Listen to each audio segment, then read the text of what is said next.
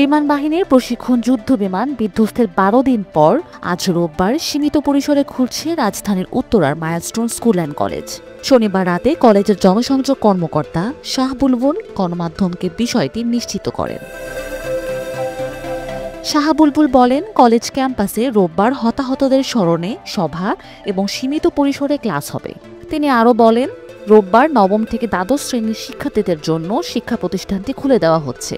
এরপর পর্যায়ক্রমে অন্য শ্রেণীর শিক্ষার্থীদের জন্য একাডেমিক কার্যক্রম চালু হবে। তিনি আরও জানান, প্রথম দিনেই সরাসরি ক্লাস পরীক্ষা শুরু হবে না।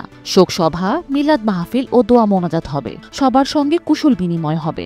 তেমন লেখাপড়া হবে না, তবে লেখাপড়ার সূচনাটা হবে।